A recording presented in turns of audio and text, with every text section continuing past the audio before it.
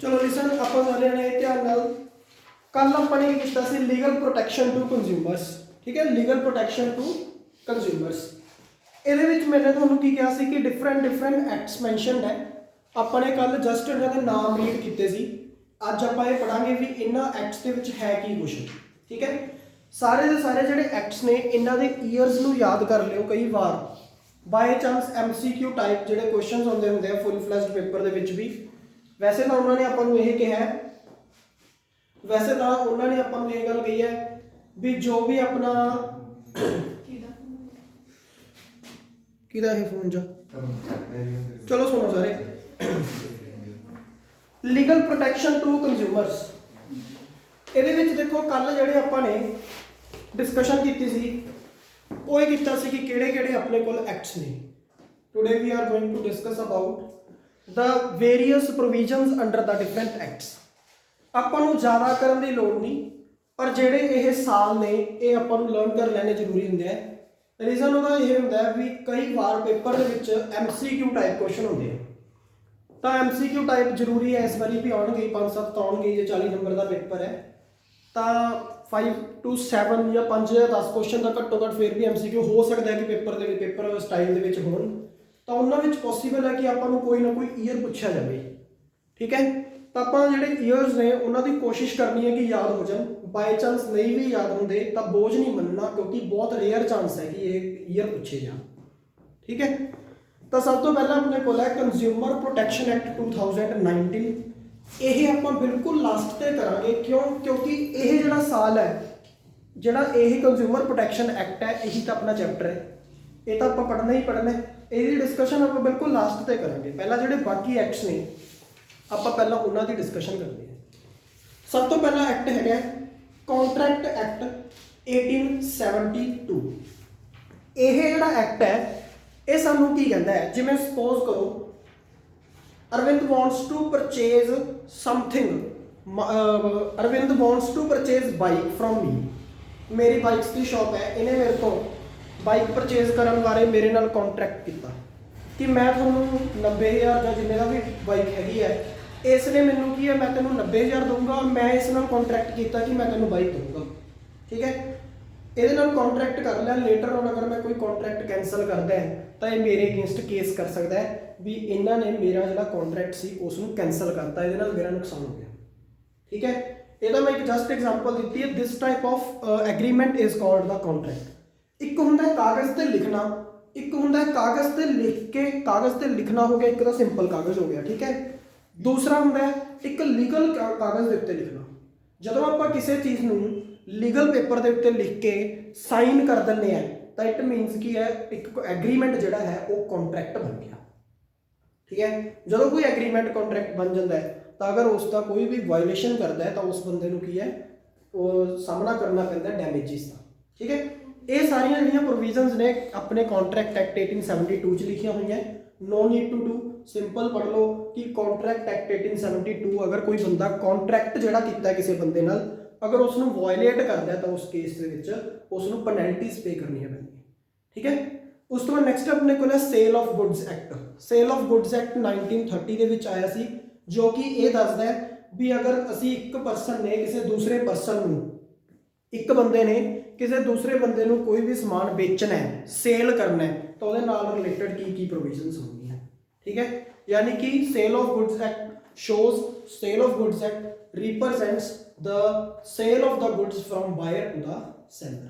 ਠੀਕ ਹੈ, ਸਮਝ ਆ ਗਈ। ਉਸ ਚੀਜ਼ ਨੂੰ ਡਿਮਾਂਡ ਕਰਨ ਵਾਸਤੇ ਆਪਣੇ ਕੋਲ ਐਕਟ ਹੁੰਦਾ sales of goods act 1930।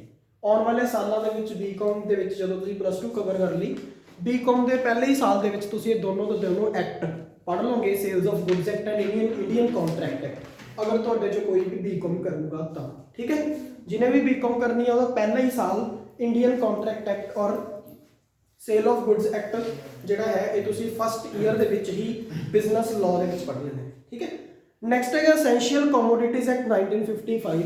Essential commodities act ਇਹ ਕਹਿੰਦਾ ਹੈ ਕਿ ਜਿਹੜੀਆਂ ਅਸੈਂਸ਼ੀਅਲ ਕਮੋਡਿਟੀਜ਼ ਨੇ ਤੁਸੀਂ ਇਹਨਾਂ ਨੂੰ ਕਦੇ ਵੀ ਆਪਣੇ ਕੋਲ ਸਟੋਰ ਕਰਕੇ ਨਹੀਂ ਰੱਖ ਸਕਦੇ। ਅਸੈਂਸ਼ੀਅਲ ਕਮੋਡਿਟੀਜ਼ ਦੀ ਸਟੋਰੇਜ ਜਿਹੜੀ ਹੈ ਉਹ ਕੀ ਹੈ, ਅਲਾਉਡ ਨਹੀਂ ਹੈ। ਪਰ ਜਿਹੜੀ ਆਪਣੇ ਹੁਣੇ 3 ਫਾਰਮ ਬਿਲਸ ਜਿਹੜੇ ਸੀਗੇ ਰਿਪੈਲ ਹੋ ਗਏ ਹੁਣ ਤਾਂ, ਪਰ ਉਹ ਜਿਹੜੇ ਫਾਰਮ ਬਿੱਲ ਜਿਹੜੇ ਆਏ ਸੀਗੇ ਉਹਦੇ ਵਿੱਚੋਂ ਥਰਡ ਫਾਰਮ ਬਿੱਲ ਸੀਗਾ ਅਸੈਂਸ਼ੀਅਲ ਕਮੋਡਿਟੀਜ਼ ਐਕਟ ਜਿਹੜਾ ਸੀ ਉਹਦੇ ਵਿੱਚ ਚੇਂਜ ਕਰਕੇ ਅਮੈਂਡਮੈਂਟ ਕਰਕੇ ਜਿਹੜੀਆਂ ਅਸੈਂਸ਼ੀਅਲ ਕਮੋਡਿਟੀਜ਼ ਹੈ ਉਹਨਾਂ ਦੀ ਸਟੋਰੇਜ ਉਹਨਾਂ ਨੇ ਅਲਾਉਡ ਕਰਤੀ। ਯਾਨੀ ਕਿ ਤੁਸੀਂ ਅਸੈਂਸ਼ੀਅਲ ਕਮੋਡਿਟੀਜ਼ ਨੂੰ ਵੀ ਸਟੋਰ ਕਰ ਸਕਦੇ ਹੋ। ਜੇਕਰ ਸਟੋਰ ਕਰ ਸਕਦੇ ਹੋ ਇਹਦਾ ਮਤਲਬ ਉਹ ਲੀਗਲਾਈਜ਼ ਕਰਤਾ। ਹੁਣ ਅਸੈਂਸ਼ੀਅਲ ਕਮੋਡਿਟੀਜ਼ ਕੀ ਹੋਣ ਲੱਗ ਗਈਆਂ? ਸਟੋਰ। ਤਾਂ ਜਦੋਂ ਸਟੋਰੇਜ ਵੱਧ ਜਾਂਦੀ ਹੈ ਤਾਂ ਆਟੋਮੈਟਿਕਲੀ ਕੀ ਹੈ ਮਾਰਕੀਟ ਦੇ ਵਿੱਚ ਸਪਲਾਈ ਦੀ ਕਮੀ ਹੋ ਜਾਂਦੀ ਹੈ। ਠੀਕ ਹੈ ਨਾ। ਜੇਕਰ ਮਾਰਕੀਟ 'ਚ ਸਪਲਾਈ ਦੀ ਕਮੀ ਹੋ ਜੂਗੀ ਡਿਮਾਂਡ ਤਾਂ ਨਹੀਂ ਕੋਈ ਲੁਕੀ ਰਹਿ ਸਕਦੀ। ਆਏ ਥੋੜੀ ਹੈ ਕਿ ਬੰਦਿਆਂ ਨੂੰ ਮਾਰ ਦਾਂਗੇ ਆਪਾਂ ਹੈ ਨਾ ਵੀ ਡਿਮਾਂਡ ਘਟ ਜੇ, ਨਹੀਂ ਡਿਮਾਂਡ ਉਨੀ ਰਹਿ ਗਈ ਪਰ ਸਮਾਨ ਸਪਲਾਈ ਹੁਣ ਘਟ ਗਿਆ। ਕਿਉਂ? ਕਿਉਂਕਿ ਉਹ ਸਮਾਨ ਕੀ ਹੈ ਸਟੋਰ ਹੋਣ ਲੱਗ ਗਿਆ। ਗੱਲ ਸਮਝ ਗਏ? ਤਾਂ ਇਹਦੇ ਨਾਲ ਕੀ ਹੋਊਗਾ ਸਪਲਾਈ ਰਿਡਿਊਸਿਸ ਡਿਮਾਂਡ ਸੇਮ, ਤਾਂ ਉਹਦੇ ਨਾਲ ਕੀ ਹੋਊਗਾ prices will increase. Inflation the situation market ਦੇ ਵਿੱਚ ਆ ਜੂਗੀ। ਇਹ ਜਿਹੜਾ ਥਰਡ ਬਿੱਲ ਸੀਗਾ ਇਹ ਸਾਰਿਆਂ ਦੇ ਲਈ ਹੀ ਨੁਕਸਾਨਦਾਇਕ ਸੀਗਾ ਪਰ ਕਿਸਾਨਾਂ ਲਈ ਜ਼ਿਆਦਾ ਨੁਕਸਾਨ ਸੀ, ਇਸ ਕਰਕੇ ਕਿਸਾਨ ਧਰਨੇ ਤੇ ਬੈਠੇ ਸੀਗੇ। ਠੀਕ ਹੈ, ਪਰ ਕਿਤੇ ਨਾ ਕਿਤੇ ਥੋੜਾ ਬਹੁਤ ਫਾਇਦਾ ਵੀ ਸੀ ਬਿੱਲਸ ਦਾ। ਠੀਕ ਹੈ ਨਾ। ਗਵਰਨਮੈਂਟ ਜਿਹੜੀ ਆ ਬਿਲਕੁਲ ਫੇਲ ਹੋ ਗਈ ਕਿ ਉਹ ਲੋਕਾਂ ਨੂੰ ਇਹ ਸਮਝਾ ਸਕੇ, ਕਿਸਾਨਾਂ ਨੂੰ ਇਹ ਸਮਝਾ ਸਕੇ ਵੀ ਲੌਂਗ ਰਨ ਇਹਨਾਂ ਬਿੱਲਸ ਦਾ ਕਿਵੇਂ ਬੈਨੀਫਿਟ ਹੈ। ਠੀਕ ਹੈ, ਬੈਨੀਫਿਸ਼ੀਅਲ ਸੀਗੇ ਬਿੱਲਸ ਪਰ ਲੌਂਗ ਰਨ ਬੈਨੀਫਿਸ਼ੀਅਲ ਸੀ। ਆਪਣੇ ਪੰਜਾਬ ਦੇ ਵਿੱਚ ਜਾਂ ਆਪਣੇ ਇੰਡੀਆ ਦੇ ਵਿੱਚ ਇੰਨੀ ਗਰੀਬੀ ਹੈ ਵੀ ਆਪਣੇ ਜਿਹੜੇ ਲੋਕ ਨੇ ਇੰਨੇ ਅਨਪੜ੍ਹ ਨੇ ਜਾਂ ਆਪਣੇ ਦੇਸ਼ ਦੇ ਲੋਕਾਂ ਨੂੰ ਕੁਝ ਵੀ ਨਹੀਂ ਪਤਾ ਕਿ ਕੋਈ ਵੀ ਚੀਜ਼ ਦਾ ਲੌਂਗ ਰਨ ਬੈਨੀਫਿਟ ਕੀ ਹੁੰਦਾ ਹੈ। ਠੀਕ ਹੈ, ਤਾਂ ਉਸ ਤੋਂ ਬਾਅਦ ਨੈਕਸਟ ਆਪਣੇ ਕੋਲ ਕੀ ਹੈ agricultural produce grading and marketing act 1937। ਇਹ ਜਿਹੜਾ ਐਕਟ ਹੈ ਇਸ ਐਕਟ ਦੇ ਤਹਿਤ ਇਹਨਾਂ ਨੇ ਆਪਾਂ ਨੂੰ ਇਹ ਕਿਹਾ ਵੀ ਕਿਸ ਤਰ੍ਹਾਂ ਤੁਸੀਂ ਆਪਣੇ ਐਗਰੀਕਲਚਰਲ ਜਿਹੜੇ ਪ੍ਰੋਡਿਊਸ ਹੈ ਹਨਾ ਉਹਨਾਂ ਦੀ ਗ੍ਰੇਡਿੰਗ ਕਿਵੇਂ ਕਰ ਸਕਦੇ ਹੋ। ਜਿਵੇਂ ਕਿ ਰਾਈਸ ਹੈ, ਉਹਨਾਂ ਨੇ ਦੱਸਿਆ ਵੀ ਅਗਰ ਇਸ ਕੁਆਲਿਟੀ ਦੇ ਰਾਈਸ ਹੋਏ ਅਸੀਂ ਉਹਨੂੰ ਬਾਸਮਤੀ ਦਾ ਨਾਮ ਦੇਵਾਂਗੇ, ਅਗਰ ਇਸ ਤਰ੍ਹਾਂ ਦੇ ਰਾਈਸ ਹੋਏ ਅਸੀਂ ਉਸ ਨੂੰ 11-21 ਦਾ ਝੋਨਾ ਹੁੰਦਾ ਜਿਹੜਾ ਹਨਾ ਉਹਨੂੰ ਉਹ ਨਾਮ ਦੇਵਾਂਗੇ। ਮਤਲਬ ਕਿ ਅੱਡ-ਅੱਡ ਤਰ੍ਹਾਂ ਦੀਆਂ ਗ੍ਰੇਡਿੰਗਸ ਵਗੈਰਾ ਕਰਨ ਨਾਲ ਸੰਬੰਧਿਤ ਜੋ ਇਨਫੋਰਮੇਸ਼ਨ ਪ੍ਰੋਵਾਈਡ ਕਰਦਾ act that is called the agricultural produce act, ਤਾਂ ਕਿ ਉਹਨਾਂ ਦੀ ਕੁਆਲਿਟੀ ਦੇ ਅਕੋਰਡਿੰਗ ਉਹਨਾਂ ਪ੍ਰੋਡਕਟਸ ਦੀ ਗ੍ਰੇਡਿੰਗ ਕੀਤੀ ਜਾ ਸਕੇ। ਠੀਕ ਹੈ, ਯਾਨੀ ਕਿ this act provides us the standards for grading. ठीक है, for grading of the agriculture produce. ठीक है, नेक्स्ट आ गया prevention of food adulteration act. Adulteration का मतलब होंगे मिलावट करना। तो जो prevention of food adulteration act 1954 है ये सानू ये दसदा है भी जेकर कोई भी परसन कोई भी इस तरह की अटैम्प्ट करता है कि वो मिलावट करने की कोशिश करे, दो चीज़ों घटिया क्वालिटी थोड़ी जी वधिया क्वालिटी के नाल मिक्स करके बेचने की कोशिश करे तो you can claim the damages under this act. ठीक है, वो वास्ते सख्त हिदायत दी गई भी कोई भी परसन जोड़ा है वो अडल्ट्रेशन की प्रैक्टिस की है अंडरटेक नहीं कर सकता। ठीक है, if anyone undertakes the activity of adulteration तो you can file a case against that person. ठीक है, उस तो बाद नेक्स्ट आ गया standards of weights and measures against 1976। ਇਹਦੇ ਵਿੱਚ ਆਪਾਂ ਨੂੰ ਇਸ ਐਕਟ ਨੇ ਪ੍ਰੋਵਾਈਡ ਕੀਤਾ ਵੀ 1 ਕਿਲੋ ਦੇ ਵਿੱਚ 1000 ਗ੍ਰਾਮ ਹੋਣਗੇ, बट अगर कोई 1 किलो के 1000 ग्राम तोल के नहीं दे रहा तो वो रॉन्ग एक्टिविटी है। ठीक है ना। जो कोई गलत कर रहा तो कंज्यूमर प्रोटैक्शन एक्ट चले जाता है, पर जो स्टैंडर्ड दसे है भी 1 किलो 1000 ग्राम होंगे। ठीक है ना, ये चीज़ आपको किने प्रोवाइड की है, ये आपको इस वेट्स एंड मेजर्स एक्ट 1976 ने प्रोवाइड की है। ठीक है, नैक्सट आ गया ट्रेडमार्क एक्ट 1999। ट्रेडमार्क एक्ट सानू ये कहता है कि अगर तुसी अपने ट्रेडमार्क को चाहते हो भी सोडा ट्रेडमार्क कोई भी परसन कॉपी ना करे तो तुसी अपने उस मार्क नू रजिस्टर कर लो। कित्थे रजिस्टर कर लो? उसनू तुसी ट्रेडमार्क एक्ट के अंडर रजिस्टर कर लो। ठीक है, तो जेकर कोई भी परसन सोडे फिर ट्रेडमार्क को कॉपी करने की कोशिश करूँगा तो तुसी उस बंदे के अगेंस्ट केस फाइल कर सकते हो। ठीक है, और उस तो अपना नुकसान जोड़ा है वो क्लेम कर सकते। तुसी कहोगे जी मैंने की कीता सी अपना ट्रेडमार्क रजिस्टर कराया सी, ਇਹਦੇ ਕਰਕੇ ਇਹਨੇ ਮੇਰਾ ट्रेडमार्क बिना परमिशन तो कॉपी कर लिया ਜਿਹਦੇ ਕਰਕੇ मेरा ਇੰਨੀਆਂ सेल्स का नुकसान हो गया। ठीक है ना, तो उस केस ਦੇ ਵਿੱਚ ਕੀ ਹੋਊਗਾ ਫਿਰ you can claim the damages from that person under trademark act 1999। समझ गए गल। फिर उस तो बाद आ गया अपने को कंपीटिशन एक्ट 2002। कंपीटिशन एक्ट 2002 सानू ये कहता है कि जो अपना देश में कंपीटिशन है उसनू प्रोटैक्ट किया जाए। क्योंकि पता की होंगे मान लो मार्केट के 2 ही सैलर है या 3 सैलर है 4 सैलर है, जिन्होंने तुसी ਸ਼ਾਰਟ ਟਰਮਸ ਦੇ ਵਿੱਚ +1 ਦੀ ਇਕਨੋਮਿਕਸ ਦੇ ਵਿੱਚ ਬਿਲਕੁਲ ਲਾਸਟ ਚੈਪਟਰ ਦੇ ਵਿੱਚ ਇੱਕ ਟੌਪਿਕ ਪੜਿਆ ਸੀ ਓਲੀਗੋਪੋਲੀ। ਪੜਿਆ ਕਿਸੇ ਨੇ ਓਲੀਗੋਪੋਲੀ, ਹੈ ਨਾ। ਉਹਦੇ ਵਿੱਚ ਕੀ ਕਹਿੰਦੇ ਹੁੰਦੇ ਸੀ ਕਿ देयर आर few sellers ਪਰ ਲਾਰਜ ਨੰਬਰ ਆਫ ਬਾਇਰਸ। ਜਦੋਂ ਕੁਝ ਕੁ ਸੈਲਰ ਹੁੰਦੇ ਆ ਪਰ ਬਾਇਰ ਲਾਰਜ ਨੰਬਰ ਦੇ ਵਿੱਚ ਹੁੰਦੇ ਆ, ਉਹਨੂੰ ਓਲੀਗੋਪੋਲੀ ਸਿਚੁਏਸ਼ਨ ਬੋਲਦੇ ਆ ਮਾਰਕੀਟ ਦੀ, ਠੀਕ ਹੈ। ਤਾਂ ਜਦੋਂ ਕੁਝ ਕੀ ਸੈਲਰ ਹੈ ਉਹਨਾਂ ਨੇ ਸਾਰਿਆਂ ਨੇ ਮਿਲ ਕੇ ਇੱਕ ਮੀਟਿੰਗ ਕੀਤੀ ਔਰ ਕੋਲੀਜ਼ਨ ਕਰਕੇ ਉਹਨਾਂ ਨੇ ਪ੍ਰਾਈਸ ਡਿਸਾਈਡ ਕਰ ਲਈ ਤਾਂ ਕਿ ਕੰਜ਼ਿਊਮਰਸ ਦਾ ਸ਼ੋਸ਼ਣ ਕੀਤਾ ਜਾ ਸਕੇ, ਠੀਕ ਹੈ। ਤਾਂ ਇਹ ਜਿਹੜੀ ਚੀਜ਼ ਹੈ ਇਸ ਤੋਂ ਬਚਾਅ ਕਰਨ ਵਾਸਤੇ ਕੰਪੀਟੀਸ਼ਨ ਐਕਟ 2002 ਅਸੀਂ ਕੀ ਹੈ ਪਾਸ ਕੀਤਾ। ਗੱਲ ਸਮਝ ਗਏ? ਅਸੀਂ ਕੀ ਪਾਸ ਕੀਤਾ? Competition act 2002। ਤਾਂ now I want to very clear to all of you ਕਿ ਇੱਕ ਥੋੜੇ ਦਿਨ ਪਹਿਲਾਂ assistant professor government colleges of Punjab ਦਾ ਪੇਪਰ ਲਿਆ ਗਿਆ ਸੀ 20 ਨਵੰਬਰ ਨੂੰ, ਠੀਕ ਹੈ। ਮੈਂ ਤੁਹਾਨੂੰ ਦਿਖਾਇਆ ਸੀ ਨਾ ਪੇਪਰ, ਉਹਦੇ ਵਿੱਚ ਕੰਪੀਟੀਸ਼ਨ ਐਕਟ ਦਾ ਕੁਐਸਚਨ ਆਇਆ ਪੇਪਰ 'ਚ ਕਿ ਵੈਨ ਵਾਸ ਦਾ ਕੰਪੀਟੀਸ਼ਨ ਐਕਟ ਪਾਸਡ। ਤਾਂ ਜੇ ਇਹੋ ਜਿਹੇ ਕੁਐਸਚਨ ਪੇਪਰ 'ਚ ਆਉਣਗੇ ਤਾਂ ਤੁਸੀਂ ਸਪੋਜ਼ ਕਰ ਸਕਦੇ ਹੋ ਕਿ ਉਡਾਏ ਜਾਣਗੇ ਇਹ ਜਿਹੇ ਕੁਐਸਚਨ, ਹੈ ਨਾ। ਤਾਂ ਕਰਕੇ ਮੈਂ ਤੁਹਾਨੂੰ ਕਹਿੰਦਾ ਵੀ ਇਹ ਚੀਜ਼ਾਂ ਜਿਹੜੀਆਂ ਨੇ ਤੁਹਾਡੇ ਕੰਮ ਦੀਆਂ ਹੈ। ਲੇਟਰ ਔਨ ਜੇਕਰ ਤੁਸੀਂ ਇਹ ਜਿਹੇ ਪੇਪਰ ਦਿਓਗੇ ਤਾਂ ਤੁਹਾਨੂੰ ਦਿੱਕਤ ਨਹੀਂ ਆਉਣੀ, ਠੀਕ ਹੈ। ਨੈਕਸਟ ਹੈ bureau of Indian standard act 2016। Bureau of Indian standard ਇੱਕ ਬੋਡੀ ਹੈ। ਇਹ ਬੋਡੀ ਕੀ ਕਰਦੀ ਹੈ? ਜੋ ਵੀ ਪ੍ਰੋਡਕਟਸ ਨੇ ਉਹਨਾਂ ਦੀ ਕੁਆਲਿਟੀ ਚੈੱਕ ਕਰਦੀ ਹੈ, ਠੀਕ ਹੈ, ਟੈਸਟਿੰਗ ਕਰਦੀ ਹੈ। ਜਦੋਂ ਵੀ ਮੰਨ ਲਓ ਤੁਸੀਂ ਕੋਈ ਮਾਰਕੀਟ ਦੇ ਵਿੱਚ ਕੋਈ ਪ੍ਰੋਡਕਟ ਲਾਂਚ ਕਰਨਾ ਹੈ ਤਾਂ ਤੁਸੀਂ ਇਸ ਬੋਡੀ ਕੋਲ ਚਲੇ ਜਾਂਦੇ ਹੋ ਔਰ ਇਸ ਬੋਡੀ ਨੂੰ ਕਹਿ ਦਿੰਦੇ ਹੋ ਵੀ ਸਾਡਾ ਜਿਹੜਾ ਪ੍ਰੋਡਕਟ ਹੈ ਇਸ ਨੂੰ ਰਜਿਸਟਰ ਕਰ ਦਿਓ। ਤੁਸੀਂ ਜ਼ਰੂਰੀ ਨਹੀਂ ਰਜਿਸਟਰ ਕਰਾਉਣਾ, ਪਰ ਜੇਕਰ ਤੁਸੀਂ ਇਹਨਾਂ ਕੋਲ ਰਜਿਸਟਰ ਕਰਾ ਲੈਂਦੇ ਹੋ ਤਾਂ ਕਸਟਮਰ ਦੇ ਮਾਈਂਡ ਦੇ ਵਿੱਚ ਤੁਹਾਡੇ ਪ੍ਰੋਡਕਟ ਦੇ ਪ੍ਰਤੀ ਇੱਕ ਸੇਫਟੀ ਐਂਡ ਸਿਕਿਉਰਿਟੀ ਦਾ ਜਿਹੜਾ ਇਮੇਜ ਹੈ ਮਾਰਕੀਟ ਦਿਮਾਗ ਦੇ ਵਿੱਚ ਇੱਕ ਕ੍ਰੀਏਸ਼ਨ ਹੋ ਜਾਂਦੀ ਹੈ ਉਸ ਚੀਜ਼ ਦੀ। ਮੰਨ ਲਓ ਮਾਰਕੀਟ 'ਚ ਤੁਸੀਂ ਇੱਕ ਪ੍ਰੋਡਕਟ ਖਰੀਦਣ ਚਲੇ ਗਏ, ਉੱਥੇ ਕਿਸੇ ਪ੍ਰੋਡਕਟ ਦੀ ਬੈਕ ਸਾਈਡ ਤੇ ISI ਦਾ ਮਾਰਕ ਲੱਗਿਆ ਹੋਇਆ, ਠੀਕ ਹੈ। ਤੁਸੀਂ ਕਹੋਗੇ ਬੇਫਿਕਰ ਹੋ ਜਾਓ ਕਿਉਂਕਿ ਇਸ ਦੀ ਕੁਆਲਿਟੀ ਜਿਹੜੀ ਹੈ ਉਹ bureau of Indian standard act ਦੇ ਤਹਿਤ bureau of Indian standard body ਦੇ ਦੁਆਰਾ ਇਸ ਦੀ ਜਿਹੜੀ ਕੁਆਲਿਟੀ ਹੈ ਉਸ ਨੂੰ ਚੈੱਕ ਕਰ ਲਿਆ ਗਿਆ, ਠੀਕ ਹੈ। ਔਰ ਇਸ ਪ੍ਰੋਡਕਟ ਜਿਹੜਾ ਹੈਗਾ ਇਹ ਬਿਲਕੁਲ ਸੇਫ ਐਂਡ ਸਿਕਿਉਰ ਹੈ। ਤਾਂ ਤੁਸੀਂ ਬਿਨਾਂ ਕਿਸੇ ਪ੍ਰੋਬਲਮ ਤੋਂ ਉਸ ਪ੍ਰੋਡਕਟ ਨੂੰ ਕੀ ਕਰ ਸਕਦੇ ਹੋ? ਯੂਜ਼ ਕਰ ਸਕਦੇ ਹੋ, ਠੀਕ ਹੈ ਨਾ। ਤਾਂ ਯਾਨੀ ਕਿ ਇੱਕ ਹੌਸਲਾ ਹੁੰਦਾ ਹੈ, ਇੱਕ ਕੁਆਲਿਟੀ ਪ੍ਰਤੀ ਇੰਸ਼ੋਰੈਂਸ ਹੁੰਦੀ ਹੈ ਜੋ ਸਾਨੂੰ ISI ਦੇ ਮਾਰਕ ਤੋਂ ਮਿਲ ਜਾਂਦੀ ਹੈ। ਤਾਂ ਇਸ ਐਕਟ ਦੇ ਤਹਿਤ ਕੋਈ ਵੀ ਪਰਸਨ ਜਿਹੜਾ ਹੈਗਾ ਉਹ ਆਪਣਾ ISI ਮਾਰਕ ਜਿਹੜਾ ਹੈਗਾ ਉਹ ਲੈਣ ਵਾਸਤੇ ਪ੍ਰੋਡਕਟ ਨੂੰ ਕੀ ਕਰਵਾਉਂਦਾ ਹੈ? ਇਸ ਬਿਊਰੋ ਕੋਲ ਲੈ ਕੇ ਜਾਂਦਾ ਹੈ ਔਰ ਉਸ ਚੀਜ਼ ਦੀ ਟੈਸਟਿੰਗ ਕੀਤੀ ਜਾਂਦੀ ਹੈ ਔਰ ਉਸ ਦੇ ਉੱਤੇ ISI ਦਾ ਮਾਰਕ ਲਗਾ ਦਿੱਤਾ ਜਾਂਦਾ ਹੈ, ਠੀਕ ਹੈ। ਬਹੁਤ ਸਾਰੇ ਪ੍ਰੋਡਕਟਸ ਤੁਸੀਂ ਦੇਖੇ ਹੋਣਗੇ ਉਹਦੀ ਬੈਕ ਸਾਈਡ ਤੇ ISI ਦਾ ਮਾਰਕ ਲੱਗਿਆ ਹੁੰਦਾ ਹੈ, ਠੀਕ ਹੈ ਨਾ।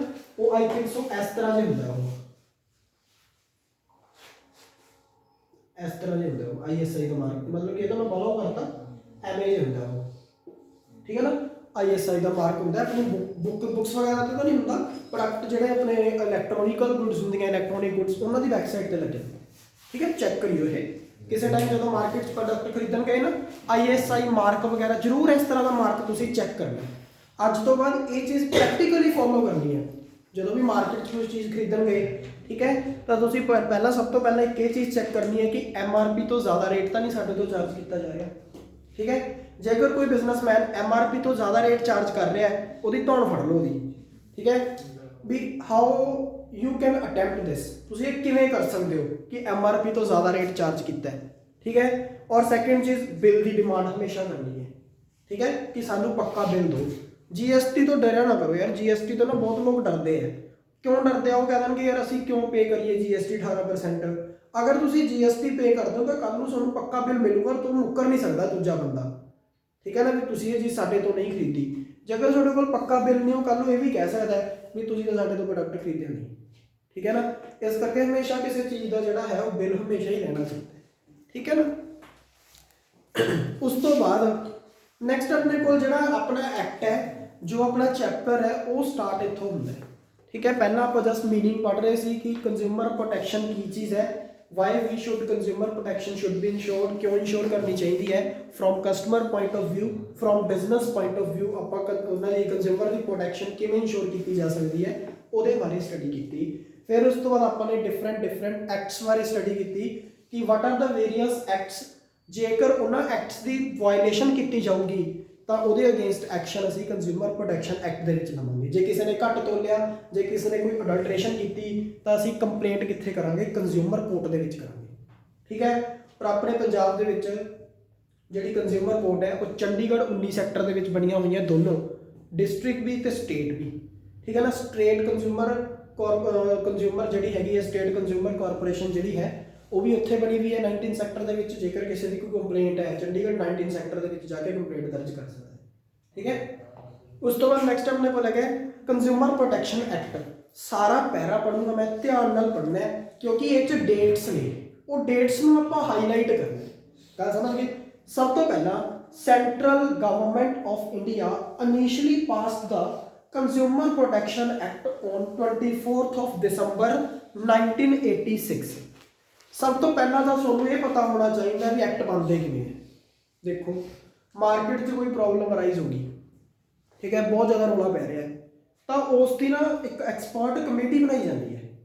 ਐਕਸਪਰਟਸ ਜਿਹੜੇ ਨੇ ਉਹ ਸਾਰੇ ਇਕੱਠੇ ਹੋ ਕੇ ਇੱਕ ਉਸ ਪ੍ਰੋਬਲਮ ਦਾ ਹੱਲ ਕਰਦੇ ਆ। ਹੱਲ ਕਰਕੇ ਕੀ ਕਰਦੇ ਆ, ਇੱਕ ਕਾਗਜ਼ ਲੈ ਲੈਂਦੇ ਆ, ਉਸ ਕਾਗਜ਼ ਦੇ ਉੱਤੇ ਸਾਰੀ ਪ੍ਰੋਬਲਮ ਦੇ ਹੱਲ ਲਿਖ ਲੈਂਦੇ ਆ।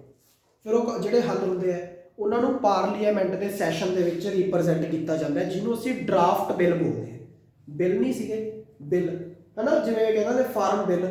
ਉਹ ਫਾਰਮ ਬਿੱਲ ਦੇ ਵਿੱਚ ਕੀ ਸੀ, ਉਹਨਾਂ ਨੇ ਪਹਿਲਾਂ ਸਾਰਾ ਇੱਕ ਡਰਾਫਟ ਤਿਆਰ ਕਰ ਲਿਆ ਔਰ ਪਾਰਲੀਮੈਂਟ 'ਚ ਪੇਸ਼ ਕਰਤਾ। ਹੁਣ ਪਾਰਲੀਮੈਂਟ ਦੇ ਵਿੱਚ ਤੁਹਾਨੂੰ ਪਤਾ ਹੀ ਹੈ ਵੀ ਬੀਜੇਪੀ ਸਰਕਾਰ ਹੈ ਨਾ, ਰਾਜ ਸਭਾ ਦੇ ਵਿੱਚ ਵੀ ਬੀਜੇਪੀ ਸਰਕਾਰ ਹੈ।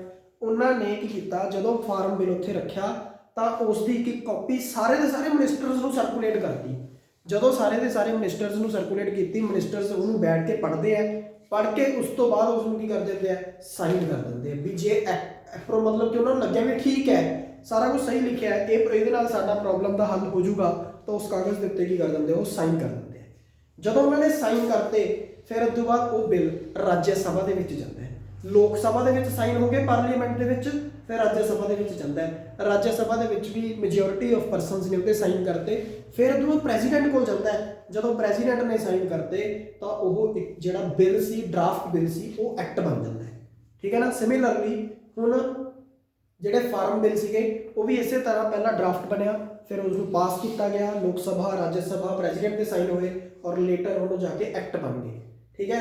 ਅੱਜ ਇੱਕ ਇਹ ਚੀਜ਼ ਵੀ ਪਤਾ ਲੱਗ ਗਈ ਵੀ ਐਕਟ ਵੀ ਰਿਪੈਲ ਹੋ ਸਕਦਾ ਹੈ, ਠੀਕ ਹੈ ਨਾ। ਇੱਕ ਬਣੇ ਹੋਏ ਐਕਟ ਨੂੰ ਵੀ ਰਿਪੈਲ ਕੀਤਾ ਜਾ ਸਕਦਾ ਅਗਰ ਪਾਰਲੀਮੈਂਟ ਚਾਹੇ, ਠੀਕ ਹੈ ਨਾ। ਉਸ ਤੋਂ ਬਾਅਦ ਦੇਖੋ ਇਹਦੇ ਵਿੱਚ ਕੀ ਆ ਗਿਆ, ਕਹਿੰਦੇ ਆਪਣੇ ਕੋਲ ਕੀ ਹੈ, ਸੈਂਟਰਲ ਗਵਰਨਮੈਂਟ ਆਫ ਇੰਡੀਆ ਜੋ ਵੀ ਬਿੱਲ ਪਾਸ ਕਰਨਾ ਹੈ, ਜੋ ਵੀ ਕੁਝ ਕਰਨਾ ਹੈ, ਸੈਂਟਰਲ ਗਵਰਨਮੈਂਟ ਕਰ ਸਕਦੀ ਹੈ, ਜਿਹੜਾ ਪੂਰੇ ਇੰਡੀਆ 'ਚ ਐਪਲੀਕੇਬਲ ਹੋਊਗਾ। ਕਹਿੰਦੇ passed consumer protection act on 24th of December 1986। ਜਦੋਂ ਪੁਰਾਣਾ ਜਿਹੜਾ ਐਕਟ ਸੀ ਨਾ ਉਹ 1986 'ਚ ਪਾਸ ਹੋਇਆ ਸੀ। ਕਦੋਂ, 24 ਦਸੰਬਰ, ਠੀਕ ਹੈ। ਇਨ 2019 ministry of law and justice, ਆਪਣੇ ਇੰਡੀਆ ਦੀ ਨਾ ਇੱਕ ਲਾਅ ਐਂਡ ਜਸਟਿਸ ਮਿਨਿਸਟਰੀ ਹੈ, ਠੀਕ ਹੈ ਨਾ। ਉਹਦੇ ਮਿਨਿਸਟਰ ਹੈਗੇ ਕਿਰਨ ਰਿਜੀਜੂ, ਠੀਕ ਹੈ। ਕਿਰਨ ਰਿਜੀਜੂ ਆਪਣੇ ਲਾਅ ਐਂਡ ਜਸਟਿਸ ਮਿਨਿਸਟਰ ਨੇ ਹੈਜ਼ ਪਾਸਡ ਨਿਊ ਐਕਟ। ਉਹਨਾਂ ਨੇ ਇੱਕ ਐਕਟ ਪਾਸ ਕੀਤਾ ਨਵਾਂ, ਕੰਜ਼ਿਊਮਰ ਪ੍ਰੋਟੈਕਸ਼ਨ ਐਕਟ 2019, ਠੀਕ ਹੈ। ਐਕਚੁਅਲੀ ਐਕਟ ਨਵਾਂ ਪਾਸ ਨਹੀਂ ਕੀਤਾ ਸੀ ਉਹਨਾਂ ਨੇ ਨਾ, ਉਹ 1986 ਵਾਲੇ ਦੇ ਵਿੱਚ ਕੁਝ ਅਮੈਂਡਮੈਂਟਸ ਕੀਤੀਆਂ ਸੀ। ਉਹ ਅਮੈਂਡਮੈਂਟਸ ਖਾਸ ਤੌਰ ਤੇ ਈ ਕਮਰਸ ਨਾਲ ਰਿਲੇਟਡ ਸੀ। ਕਿਉਂ? ਕਿਉਂਕਿ ਦੇਖੋ ਅੱਜ ਕੱਲ੍ਹ ਜ਼ਿਆਦਾਤਰ ਜੋ ਟ੍ਰਾਂਜੈਕਸ਼ਨਾਂ ਨੇ ਉਹ ਈ ਕਮਰਸ ਰਾਹੀਂ ਹੁੰਦੀਆਂ। ਆਪਾਂ ਨੂੰ ਇਹ ਪਤਾ ਨਾ ਵੀ ਆਨਲਾਈਨ ਈ ਕਮਰਸ ਰਾਹੀਂ ਟ੍ਰਾਂਜੈਕਸ਼ਨਾਂ ਹੁੰਦੀਆਂ। ਆਨਲਾਈਨ ਆਪਾਂ ਕੀ ਕਰਦੇ ਹਾਂ, ਟ੍ਰਾਂਜੈਕਸ਼ਨਸ ਕਰਦੇ ਹਾਂ, ਜਿਹੜੀਆਂ ਆਨਲਾਈਨ ਟ੍ਰਾਂਜੈਕਸ਼ਨਸ ਕੀਤੀਆਂ ਜਾਂਦੀਆਂ ਉਹਨੂੰ ਅਸੀਂ ਈ ਕਮਰਸ ਬੋਲਦੇ ਹਾਂ।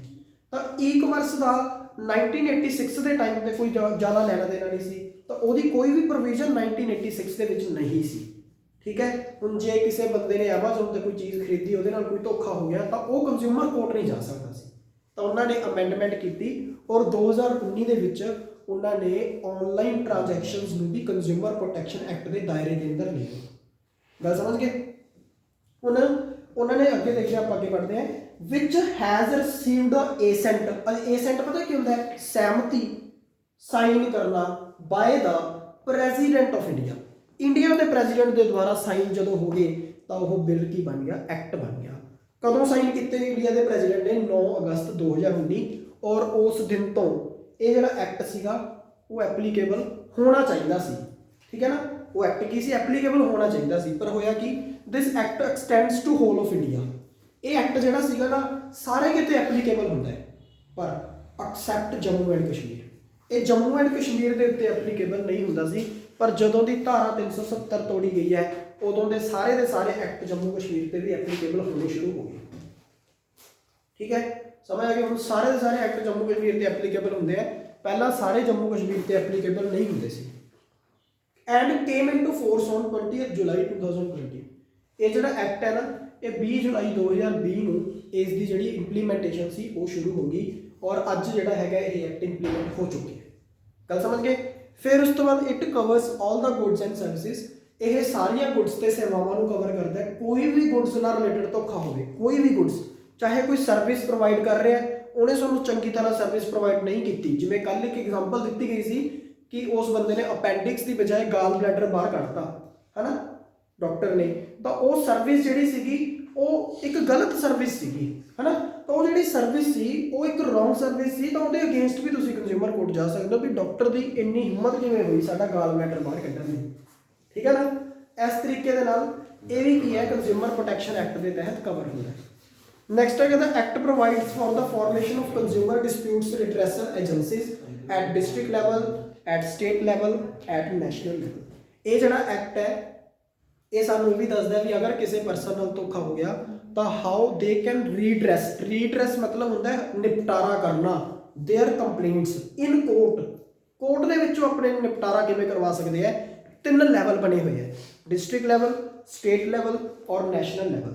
ਤੁਸੀਂ ਇਹ ਨਹੀਂ ਹੈਗਾ ਵੀ ਸਿੱਧਾ ਜਾ ਕੇ ਸੁਪਰੀਮ ਕੋਰਟ ਦੇ ਦਰਵਾਜ਼ੇ ਦੇ ਬਾਹਰ ਜਾ ਕੇ ਖੜ ਜਾਓਗੇ ਤੇ ਦਰਵਾਜ਼ਾ ਖੜਕਾਓਗੇ ਵੀ ਸਾਡੀ ਕੰਪਲੇਂਟ ਸੁਣੋ, ਨਹੀਂ। ਯੂ ਹੈਵ ਟੂ ਪ੍ਰੋਸੀਡ 1 ਬਾਈ 1।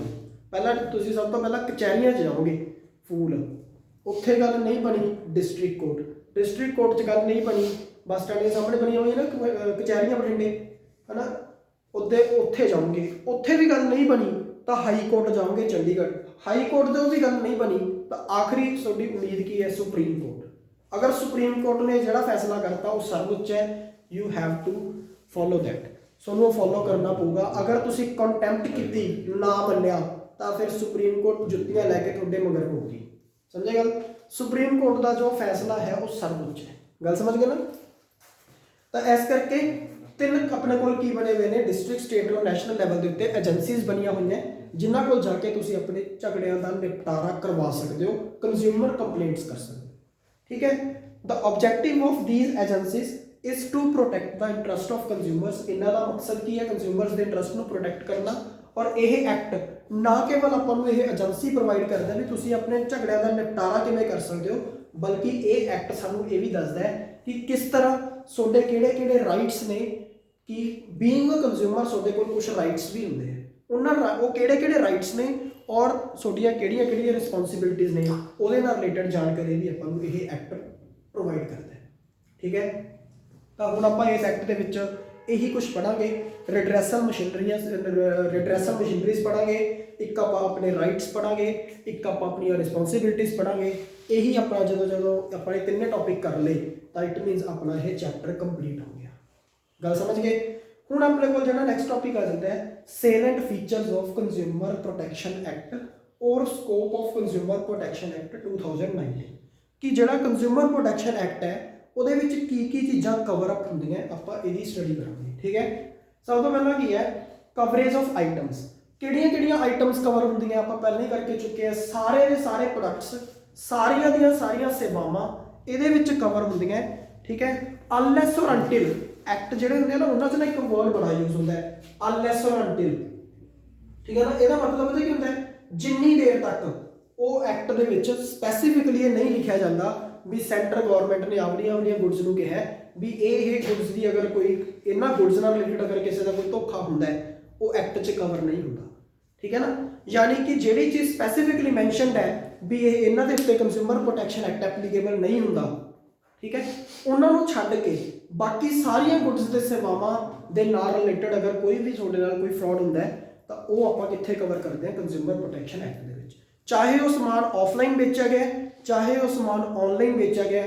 ਇਹ ਇੱਕ ਨਵਾਂ ਪੁਆਇੰਟ ਇਹਨਾਂ ਨੇ ਬਲੌਕ ਲੈਟਰਸ ਦੇ ਵਿੱਚ ਲਿਖ ਕੇ ਆਪਾਂ ਨੂੰ ਦੱਸਤਾ, ਆਫਲਾਈਨ ਐਂਡ ਆਨਲਾਈਨ, ਕਿ ਆਨਲਾਈਨ ਟ੍ਰਾਂਜੈਕਸ਼ਨ ਵੀ ਅਗਰ ਕੋਈ ਅੱਜ ਕੱਲ੍ਹ ਕੀਤੀ ਜਾਂਦੀ ਹੈ ਤੇ ਉੱਥੇ ਵੀ ਕੋਈ ਅਗਰ ਤੁਹਾਡੇ ਨਾਲ ਕੋਈ ਧੋਖਾ ਹੁੰਦਾ ਹੈ ਤਾਂ you can go to the court, consumer courts, ਠੀਕ ਹੈ।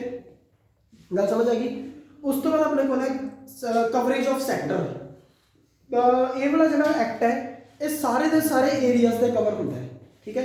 ਚਾਹੇ ਉਹ ਪਬਲਿਕ ਸੈਕਟਰ ਹੈ, ਚਾਹੇ ਉਹ ਪ੍ਰਾਈਵੇਟ ਸੈਕਟਰ ਹੈ, ਚਾਹੇ ਉਹ ਕੋਆਪਰੇਟਿਵ ਸੈਕਟਰ ਹੈ। ਪਹਿਲਾਂ ਕੋਆਪਰੇਟਿਵ ਸੈਕਟਰ ਨਹੀਂ ਹੁੰਦਾ ਸੀ, ਹੁਣ ਉਹਨਾਂ ਨੇ ਕੋਆਪਰੇਟਿਵ ਸੈਕਟਰ ਵੀ ਐਡ ਕਰਤਾ। Public sector, private sector, cooperative sector, ਸਾਰੇ ਦੇ ਸਾਰੇ ਸੈਕਟਰਸ ਤੇ ਐਪਲੀਕੇਬਲ ਹੁੰਦਾ ਹੈ। ਕੋਈ ਬੰਦਾ ਇਹ ਨਹੀਂ ਕਹਿ ਸਕਦਾ ਵੀ ਮੈਂ ਤਾਂ ਜੀ ਪ੍ਰਾਈਵੇਟ ਨਾਲ ਰਿਲੇਟਡ ਹੈ, ਮੈਂ ਪਬਲਿਕ ਸੈਕਟਰ ਨਾਲ ਥੋੜੀ ਰਿਲੇਟਡ ਹੈ, ਇਸ ਕਰਕੇ ਮੇਰੇ ਤੇ ਤਾਂ ਐਕਟ ਐਪਲੀਕੇਬਲ ਨਹੀਂ ਹੁੰਦਾ। ਹੁਣ ਉਹਨਾਂ ਨੇ ਸਾਰੇ ਦੇ ਸਾਰੇ ਵਿੱਚ ਐਡ ਕਰਤੇ, ਪਬਲਿਕ ਵੀ ਪ੍ਰਾਈਵੇਟ ਵੀ, ਜਾਂ ਤਾਂ ਪਰਸਨ ਖੁਦ ਬਿਜ਼ਨਸ ਕਰ ਰਿਹਾ ਹੋਊਗਾ, ਜਾਂ ਸਰਕਾਰ ਦਾ ਬਿਜ਼ਨਸ ਹੋਊਗਾ, ਜਾਂ ਕੋਈ ਕੋਆਪਰੇਟਿਵ ਸੁਸਾਇਟੀ ਹੋਊਗੀ। ਠੀਕ ਹੈ ਨਾ, ਸਮਝ ਗਏ ਨਾ। ਤਾਂ ਇਸ ਤਰੀਕੇ ਦੇ ਨਾਲ ਸਾਰੇ ਦੇ ਸਾਰੇ ਜਿਹੜੇ ਸੈਕਟਰਸ ਹੈ ਉਹਨਾਂ ਉੱਤੇ ਇਹ ਐਕਟ ਐਪਲੀਕੇਬਲ ਹੁੰਦਾ ਹੈ। ਇਹ ਸੈਕਿੰਡ ਪ੍ਰੋਵੀਜ਼ਨ ਹੈ। ਨੈਕਸਟ ਹੈ ਕੰਪਨਸੇਟਰੀ ਨੇਚਰ ਦੀਆਂ ਪ੍ਰੋਵੀਜ਼ਨਸ ਹੈ। ਕੰਪਨਸੇਸ਼ਨ ਕੀ ਹੁੰਦਾ, ਮੁਆਵਜ਼ਾ। ਕਿਸੇ ਬੰਦੇ ਦੇ ਨਾਲ ਅਗਰ ਧੋਖਾ ਹੋ ਗਿਆ ਤਾਂ ਬਦਲੇ ਵਿੱਚ ਉਸ ਬੰਦੇ ਨੂੰ ਕੀ ਹੈ, ਨੁਕਸਾਨ ਦੇ ਬਦਲੇ 'ਚ ਪੈਸੇ ਦੇਣੇ ਪੈਂਦੇ ਹੈ ਨਾ। ਤਾਂ ਜੇਕਰ ਕਿਸੇ ਬੰਦੇ ਨਾਲ ਧੋਖਾ ਹੋ ਗਿਆ, ਉਹਦੀ ਕੋਈ ਹੈਲਥ ਤੇ ਇਫੈਕਟ ਪੈ ਗਿਆ, ਜਾਂ ਉਸਦੀ ਬੋਡੀ ਨੂੰ ਕੋਈ ਵੀ ਫਰਕ ਪੈ ਗਿਆ ਉਹਦੇ ਨਾਲ, ਜਾਂ ਉਸਦਾ ਕੋਈ ਵੀ ਕਿਸੇ ਵੀ ਪ੍ਰਕਾਰ ਦਾ ਨੁਕਸਾਨ ਹੋ ਗਿਆ, ਤਾਂ ਇਸ ਐਕਟ ਦੀਆਂ ਜਿਹੜੀਆਂ ਪ੍ਰੋਵੀਜ਼ਨਸ ਨੇ ਨਾ, ਉਹਨਾਂ ਦੀ ਨੇਚਰ ਪਤਾ ਕਿਸ ਤਰ੍ਹਾਂ ਦੀ ਹੈ, ਕੰਪਨਸੇਟਰੀ। ਕੰਪਨਸੇਟਰੀ ਮਤਲਬ ਬਦਲੇ ਵਿੱਚ ਤੁਹਾਨੂੰ ਜਾਂ ਤਾਂ ਮੁਆਵਜ਼ਾ ਦੇਣਾ ਪਊਗਾ, ਜਾਂ ਚੀਜ਼ ਬਦਲ ਕੇ ਦੇਣੀ ਪਊਗੀ, ਜਾਂ ਚੀਜ਼ ਨਵੀਂ ਦੇਣੀ ਪਊਗੀ। ਉਹ ਸਾਰੀਆਂ ਚੀਜ਼ਾਂ ਆਪਾਂ ਪੜਾਂਗੇ ਵੀ ਕੀ ਚੀਜ਼ਾਂ ਸਰਕਾਰ ਕੀ ਚੀਜ਼ਾਂ ਦੇ ਫੈਸਲੇ ਕੋਰਟ ਕਰ ਸਕਦੀ ਹੈ। ਕੋਰਟ ਆਪਾਂ ਨੂੰ ਇਹ ਕਹਿ ਸਕਦੀ ਹੈ ਵੀ ਇੱਦਾਂ ਕਰੋ, ਐਵੇਂ ਕਰਕੇ ਦਿਓ, ਇਸ ਤਰ੍ਹਾਂ ਕਰਕੇ ਦਿਓ। ਉਹ ਸਾਰੀਆਂ ਚੀਜ਼ਾਂ ਜਿਹੜੀਆਂ ਨੇ ਅੱਗੇ ਆਉਣਗੀਆਂ। ਠੀਕ ਹੈ। ਫਿਰ ਉਸ ਤੋਂ ਬਾਅਦ ਆਪਣੇ ਕੋਲ ਆ ਗਿਆ ਗਰੁੱਪ ਆਫ ਕੰਜ਼ਿਊਮਰ ਰਾਈਟਸ। ਇਸ ਐਕਟ ਨੇ ਸਾਨੂੰ ਬਹੁਤ ਸਾਰੇ ਕੰਜ਼ਿਊਮਰ ਰਾਈਟਸ ਵੀ ਦੱਸੇ ਨੇ ਕਿ ਇੱਕ ਬੀਇੰਗ ਅਵੇਅਰਡ ਕੰਜ਼ਿਊਮਰ, ਠੀਕ ਹੈ ਨਾ, ਇੱਕ ਚੰਗਾ ਕੰਜ਼ਿਊਮਰ, ਠੀਕ ਹੈ, ਇੱਕ ਅਵੇਅਰ ਕੰਜ਼ਿਊਮਰ ਹੋਣ ਦੇ ਨਾਤੇ ਸਾਡੇ ਕੋਲ ਕਿਹੜੇ ਰਾਈਟਸ ਹੈ, ਉਹ ਵੀ ਸਾਨੂੰ ਕੀ ਹੈ ਇਸ ਐਕਟ ਨੇ ਪ੍ਰੋਵਾਈਡ ਕੀਤੇ ਹੈ। ਫਿਰ ਹੈਗਾ ਇਫੈਕਟਿਵ ਸੇਫਗਾਰਡਸ। ਇਸ ਐਕਟ ਨੇ ਸਾਨੂੰ ਡਿਫੈਕਟਿਵ ਪ੍ਰੋਡਕਟਸ ਤੋਂ, ਮਿਲਾਵਟ ਤੋਂ, ਜੋ ਵੀ ਇਹ ਚੀਜ਼ਾਂ ਨੇ ਇਹਨਾਂ ਤੋਂ ਸਾਨੂੰ ਪ੍ਰੋਟੈਕਸ਼ਨ ਦੇਣ ਵਾਸਤੇ ਉਹਦੇ ਨਾਲ ਰਿਲੇਟਡ ਵੀ ਆਪਾਂ ਨੂੰ ਕੀ ਪ੍ਰੋਵਾਈਡ ਕੀਤੀ ਹੈ, ਪ੍ਰੋਵੀਜ਼ਨਸ ਪ੍ਰੋਵਾਈਡ ਕੀਤੀਆਂ, ਤਾਂ ਕਿ ਕੰਜ਼ਿਊਮਰ ਦੀ ਸੇਫਗਾਰਡ ਨੂੰ ਇਨਸ਼ੋਰ ਕੀਤਾ ਜਾ ਸਕੇ। ਫਿਰ ਨੈਕਸਟ ਹੈਗਾ 3 ਟਾਇਰ ਸਟਰਕਚਰ ਸਿਸਟਮ ਇਹਨੇ ਪ੍ਰੋਵਾਈਡ ਕੀਤਾ ਹੈ। ਇਹ ਕੁਐਸਚਨ ਬਹੁਤ ਵਾਰੀ ਪੇਪਰ 'ਚ ਆਇਆ ਹੈ। ਉਹ ਕਹਿ ਦਿੰਦੇ ਹੈ ਕਿ how many structure of redressing the consumer complaints are there in the consumer protection act. ਜਿਹੜਾ ਕੰਜ਼ਿਊਮਰ ਪ੍ਰੋਟੈਕਸ਼ਨ ਐਕਟ ਹੈ ਉਹਦੇ ਵਿੱਚ ਕਿੰਨੇ ਟਾਇਰ ਸਿਸਟਮ ਜਿਹੜਾ ਹੈ ਪ੍ਰੋਵਾਈਡ ਕੀਤਾ ਗਿਆ, 3 ਟਾਇਰ ਸਿਸਟਮ। ਸਭ ਤੋਂ ਪਹਿਲਾਂ ਡਿਸਟ੍ਰਿਕਟ ਲੈਵਲ ਤੇ, ਫਿਰ ਸਟੇਟ ਲੈਵਲ ਤੇ, ਫਿਰ ਨੈਸ਼ਨਲ ਲੈਵਲ ਦੇ ਉੱਤੇ ਪ੍ਰੋਵਾਈਡ ਕੀਤਾ ਗਿਆ। ਫਿਰ ਉਸ ਤੋਂ ਬਾਅਦ ਟਾਈਮ ਬਾਉਂਡ ਰਿਡਰੈਸਲ ਹੈ। ਬਿਲਕੁਲ ਟਾਈਮ ਬਾਉਂਡ ਰਿਡਰੈਸਲ ਦਾ ਮਤਲਬ ਇਹ ਹੁੰਦਾ ਹੈ, ਕਹਿੰਦੇ ਕਿ ਇਸ ਦੀ ਸਭ ਤੋਂ ਮੇਨ ਫੀਚਰ ਹੈ, ਤੁਸੀਂ ਮੰਨ ਲਓ ਆਪਣੀਆਂ ਜਿਹੜੀਆਂ ਕੋਰਟਸ ਹੁੰਦੀਆਂ, ਤੁਹਾਨੂੰ ਪਤਾ ਹੈ ਵੀ ਆਪਣੇ ਦੇਸ਼ ਦੀਆਂ ਜਿਹੜਾ ਕੋਰਟ ਦਾ ਸਿਸਟਮ ਹੈ ਉਹ ਬਾਹਲਾ ਵਧੀਆ ਨਹੀਂ ਹੈਗਾ। ਮੰਨ ਲਓ ਤੁਸੀਂ ਅੱਜ ਕਿਸੇ ਦੇ ਅਗੇਂਸਟ ਕੇਸ ਦਰਜ ਕਰਤਾ, 4-4 5-5 ਸਾਲ ਤੋਂ ਕੇਸ ਦਾ ਸੁਣਵਾਈ ਨਹੀਂ ਹੋਈ, ਹੈ ਨਾ। ਕਚਹਿਰੀਆਂ ਦੇ ਵਿੱਚ, ਕੋਰਟਸ ਦੇ ਵਿੱਚ ਚਲੇ ਜਾਓ, ਉੱਥੇ ਕੀ ਹੈ, ਇੰਨੇ ਲੰਬੇ ਇੰਨੇ ਦੂਰ ਦੇ ਕੇਸ, ਠੀਕ ਹੈ, ਔਰ ਕਾਫੀ ਸਾਲਾਂ ਦੇ ਪੁਰਾਣੇ 2001 ਦੇ 2 ਦੇ 3 ਦੇ ਕੇਸ ਅੱਜ 2021 'ਚ ਵੀ ਪੈਂਡਿੰਗ ਪਏ ਹੈ। ਇੰਨਾ ਵਧੀਆ ਸਿਸਟਮ ਹੈ ਆਪਣੇ ਦੇਸ਼ ਦੀ ਕੋਰਟ ਦਾ, ਠੀਕ ਹੈ ਨਾ। ਤਾਂ ਪਰ ਹੁਣ ਦੇਖੋ ਇਹ ਜਿਹੜਾ ਸਿਸਟਮ ਹੈ ਕੰਜ਼ਿਊਮਰ ਕੋਰਟਸ, ਅੱਛਾ ਜੇ 21 ਸਾਲ ਬਾਅਦ ਇੱਦਾਂ ਸੁਣਵਾਈ ਹੋਣ ਲੱਗ ਗਈ, ਉਦੋਂ ਤਾਂ ਬੰਦਾ ਚੱਲ ਜਾਊ, ਹੈ ਨਾ। ਇਸ ਕਰਕੇ ਕੀ ਹੈ, ਇਸ ਦਾ ਟਾਈਮ ਬਾਉਂਡ ਨਿਪਟਾਰਾ ਕੀਤਾ ਜਾਂਦਾ ਹੈ। ਟਾਈਮ ਬਾਉਂਡ ਨਿਪਟਾਰੇ ਦਾ ਮਤਲਬ ਇਹ ਹੈ ਵੀ 3 ਮਹੀਨਿਆਂ ਦੇ ਅੰਦਰ ਕੋਰਟ ਨੂੰ ਜਵਾਬ ਦੇਣਾ ਪੈਂਦਾ ਜਿੱਤੇ ਉਹਨੂੰ ਨੋਟਿਸ ਦਿੱਤਾ ਆਪਾਂ, ਠੀਕ ਹੈ ਨਾ, ਵੀ ਕੀ ਨਿਪਟਾਰਾ ਸੀ, ਕੀ ਫੈਸਲਾ ਕੀਤਾ ਉਸ ਬੰਦੇ ਦੇ ਅਗੇਂਸਟ ਜਿਹਨੇ ਸਾਡੇ ਨਾਲ ਧੋਖਾ ਕੀਤਾ ਸੀ। ਗੱਲ ਸਮਝ ਗਏ। ਤਾਂ ਇਸ ਤਰੀਕੇ ਦੇ ਨਾਲ ਕੀ ਟਾਈਮ ਬਾਉਂਡ ਰਿਡਰੈਸਲ ਜਿਹੜੀ ਹੈ ਉਹ ਕੀਤੀ ਜਾਂਦੀ ਹੈ। ਕਲੀਅਰ ਹੈ। ਫਿਰ ਉਸ ਤੋਂ ਬਾਅਦ ਬਸ ਲਾਸਟ ਆਪਾਂ ਅੱਜ ਕੰਜ਼ਿਊਮਰ ਦੀ ਡੈਫੀਨੇਸ਼ਨ ਕਰਾਂਗੇ, ਉਸ ਤੋਂ ਬਾਅਦ ਬਾਕੀ ਆਪਾਂ ਗੱਲ ਕਰਾਂਗੇ। ਕੰਜ਼ਿਊਮਰ ਦੀ ਡੈਫੀਨੇਸ਼ਨ ਦੇਖੋ ਐਜ਼ ਇਟ ਇਜ਼ ਪੇਪਰ 'ਚ ਲਿਖ ਕੇ ਆਉਣੀ ਹੈ ਔਰ ਆਊਗੀ ਵੀ ਪੱਕਾ, ਕਿਉਂਕਿ ਇਹ ਚੈਪਟਰ ਦੇ ਵਿੱਚੋਂ ਜਦੋਂ ਵੀ ਕੋਈ ਕੁਐਸਚਨ ਹੁੰਦਾ ਹੈ ਸਭ ਤੋਂ ਪਹਿਲਾਂ ਇਹੀ ਲਿਖਦੇ ਆ, who is consumer. Who is consumer ਮਤਲਬ ਡੈਫੀਨੇਸ਼ਨ, ਤਾਂ ਡੈਫੀਨੇਸ਼ਨ ਲਿਖਣੀ ਜ਼ਰੂਰੀ ਹੈ। Under consumer protection act, consumer means any person who ਬਾਈਜ਼ any goods. ਦੇਖੋ ਲਾਈਨ ਪੜ੍ਹਨੀ ਹੈ, ਬੜੇ ਧਿਆਨ ਨਾਲ ਪੜ੍ਹਨੀ, ਔਰ ਕੱਲੇ ਵਰਡ ਦਾ ਮਤਲਬ ਕੀ ਹੈ। ਐਨੀ ਪਰਸਨ ਹੂ ਬਾਈਜ਼ ਐਨੀ ਗੁੱਡਸ, ਕੋਈ ਵੀ ਬੰਦਾ ਜਿਹੜਾ ਕੋਈ ਵੀ ਗੁੱਡਸ ਖਰੀਦੇ ਫॉर ਕੰਸੀਡਰੇਸ਼ਨ। ਦੇਖੋ ਜਿਹੜਾ ਆਪਣਾ ਇੰਡੀਅਨ ਕੰਟਰੈਕਟ ਐਕਟ 1872 ਮੈਂ ਤੁਹਾਨੂੰ ਪੜ੍ਹਾਇਆ, ਉਹਦਾ ਸੈਕਸ਼ਨ 14, ਉਹਦਾ ਸੈਕਸ਼ਨ 14 ਪਤਾ ਕੀ ਕਹਿੰਦਾ ਹੈ, ਕੰਸੀਡਰੇਸ਼ਨ ਦਾ ਮਤਲਬ ਕੀ ਹੁੰਦਾ ਹੈ। ਕੰਸੀਡਰੇਸ਼ਨ ਮਤਲਬ ਹੁੰਦਾ ਕਹਿੰਦੇ ਸਮਥਿੰਗ ਇਨ ਰਿਟਰਨ, ਸਮਥਿੰਗ ਇਨ ਰਿਟਰਨ, ਬਦਲੇ 'ਚ ਕੁਝ ਦੇਣਾ। ਤੁਸੀਂ ਗੁੱਡਸ ਖਰੀਦਣ ਜਾ ਰਹੇ ਹੋ ਤਾਂ ਬਦਲੇ ਦੇ ਵਿੱਚ ਤੁਹਾਨੂੰ ਕੀ ਮਿਲੂਗਾ, ਉਸ ਦੀ ਪ੍ਰਾਈਸ ਦੀ ਵੈਲਿਊ ਮਿਲੂਗੀ, ਠੀਕ ਹੈ ਨਾ। ਯਾਨੀ ਕਿ ਤੁਹਾਨੂੰ ਕੀ ਪੇ ਕਰਨਾ ਪਊਗਾ, ਉਸ ਦੀ ਪ੍ਰਾਈਸ ਪੇ ਕਰਨੀ ਪਊਗੀ। ਗੱਲ ਸਮਝ ਗਏ। ਤਾਂ ਕੰਜ਼ਿਊਮਰ ਦਾ ਮਤਲਬ ਕੀ ਹੈ, person who ਬਾਈਜ਼ any goods for the consideration, ਯਾਨੀ ਕਿ ਪੈਸਿਆਂ ਦੇ ਬਦਲੇ ਵਿੱਚ ਗੁੱਡਸ ਖਰੀਦਣਾ। विच हैज़ बीन पेड, ਜਾਂ ਤਾਂ ਉਹ पे करते या फिर वो प्रॉमिस करते कि दे दूंगा फ्यूचर ਦੇ ਵਿੱਚ, इदा भी पॉसिबल है कि नहीं, पे करते या प्रॉमिस करते, और पार्टली पेड कुछ देते एंड पार्टली प्रॉमिस्ड, ते कुछ प्रॉमिस करते कि तेनों मैं बाद च दे दूंगा, इदा भी पॉसिबल है। और under any system of deferred payment, या किसी भी होर सिस्टम ਦੇ ਵਿੱਚ कोई भी होर डेफर्ड पेमेंट का सिस्टम, डेफर्ड पेमेंट ਹੁੰਦਾ फ्यूचर पेमेंट का किसी होर सिस्टम के तहत उसने पेमेंट करती, जिमें कि ਆਪਾਂ ਜਿਵੇਂ ਕਹਿੰਦੇ ਨਹੀਂ ਹੁੰਦੇ ਬਜਾਜ ਫਾਈਨਾਂਸ ਵਾਲੇ ਆਪਾਂ ਨੂੰ ਵਿਦਆਊਟ ਇੰਟਰਸਟ ਸਕੀਮਾਂ ਪ੍ਰੋਵਾਈਡ ਕਰਦੇ ਵੀ ਤੁਸੀਂ ਸਮਾਨ ਖਰੀਦ ਲਓ ਕਿਸ਼ਤਾਂ 'ਚ ਪੈਸੇ ਦੇ ਦਿਓ, ਉਹ ਸਿਸਟਮ ਵੀ ਪੋਸੀਬਲ ਹੈ। ਜਿਵੇਂ ਮਰਜ਼ੀ ਸਿਸਟਮ ਦੇ ਨਾਲ ਤੁਸੀਂ ਕੋਈ ਸਮਾਨ ਖਰੀਦ ਕੇ ਲੈ ਕੇ ਆ ਰਹੇ ਹੋ, that is called the consumer. ਗੱਲ ਸਮਝ ਗਏ? ਹੁਣ ਸਿਰਫ ਕੀ ਗੁੱਡਸ ਦੇ ਕੇਸ 'ਚ ਕੰਜ਼ਿਊਮਰ ਹੋਊਗਾ ਪਰਸਨ? ਨਹੀਂ, ਸਰਵਿਸਿਜ਼ ਦੇ ਕੇਸ 'ਚ ਵੀ ਤਾਂ ਹੋਊਗਾ। ਤਾਂ ਸੈਕਿੰਡ ਪੁਆਇੰਟ ਜਿਹੜਾ ਇਹਨਾਂ ਨੇ ਲਿਖਤਾ ਉਹ ਸਰਵਿਸ ਨਾਲ ਰਿਲੇਟਡ ਲਿਖਤਾ, ਉਹ ਧਿਆਨ ਨਾਲ ਦੇਖੋ, ਲਾਈਨਾਂ ਉੱਪਰ ਵਾਲੀਆਂ ਹੀ ਹੈ, ਬਸ ਜਸਟ ਨਾਮ ਚੇਂਜ ਕਰਤੇ। ਐਨੀ person who hires or avails, ਮੈਨੂੰ ਇੱਕ ਗੱਲ ਦੱਸੋ ਕਿ ਕਿਸੇ ਬੰਦੇ ਦੀ ਸੇਵਾ ਨੂੰ ਖਰੀਦਿਆ ਜਾ ਸਕਦਾ ਹੈ? ਖਰੀਦਣ ਤੇ ਅਵੇਲ ਕਰਨ 'ਚ ਫਰਕ ਹੁੰਦਾ ਹੈ। ਮੈंने ਤੁਹਾਨੂੰ +1 'ਚ ਇੱਕ ਗੱਲ ਦੱਸੀ ਸੀ ਕਿ ਸਰਵਿਸਿਜ਼ ਕੈਨ ਬੀ ਐਕਸਪੀਰੀਅੰਸਡ, ਠੀਕ ਹੈ, ਬਟ ਗੁੱਡਸ ਕੈਨ ਬੀ ਪਰਚੇਜ਼ਡ। ਤੁਸੀਂ ਮੈਨੂੰ ਫੀਸ ਪੇ ਕਰ ਰਹੇ ਹੋ, ਡਜ਼ਨਟ ਮੀਨ ਕਿ ਤੁਸੀਂ ਮੈਨੂੰ ਖਰੀਦਿਆ ਹੈ, ਠੀਕ ਹੈ। You are experience my service, है ना, यू आर सैटिस्फाइंग, ਤੁਸੀਂ ਨੌਲੇਜ ਐਕਵਾਇਰ ਕਰ ਰਹੇ ਹੋ, ਬਟ ਉਹ ਨੌਲੇਜ ਕੀ ਮੇਰੇ ਕੋਲੋਂ ਚਲੀ ਗਈ? ਨਹੀਂ, ਉਹ ਮੇਰੇ ਕੋਲ ਹੀ ਹੋਊਗੀ, ਠੀਕ ਹੈ, ਵਧੂਗੀ ਘਟਦੀ ਨਹੀਂ। ਗੱਲ ਸਮਝ ਗਏ ਨਾ? ਇਸ ਤਰੀਕੇ ਦੇ ਨਾਲ ਜਿਹੜੀ ਸੇਵਾ ਹੁੰਦੀ ਹੈ that can be experience and you can get the satisfaction by taking, ਠੀਕ ਹੈ। ਤਾਂ ਹੁਣ ਅਵੇਲ ਕੀਤੀ ਜਾ ਸਕਦੀ ਹੈ, ਹਾਇਰ ਕੀਤੀ ਜਾ ਸਕਦੀ ਹੈ ਸੇਵਾ, ਪਰ ਕਦੇ ਵੀ ਖਰੀਦੀ ਨਹੀਂ ਜਾ ਸਕਦੀ। ਗੁੱਡਸ ਦੇ ਕੇਸ 'ਚ ਵਰਡ ਬਾਏ ਯੂਜ਼ ਕਰਨਾ ਹੈ, ਸਰਵਿਸਿਜ਼ ਦੇ ਕੇਸ 'ਚ ਵਰਡ ਅਵੇਲ ਯੂਜ਼ ਕਰਨਾ ਹੈ ਜਾਂ ਹਾਇਰ ਯੂਜ਼ ਕਰਨਾ ਹੈ। ਬਾਇਜ਼ ਨਾ ਲਿਖ ਦਿਓ, ਗਲਤ ਹੋਊਗਾ, ਠੀਕ ਹੈ।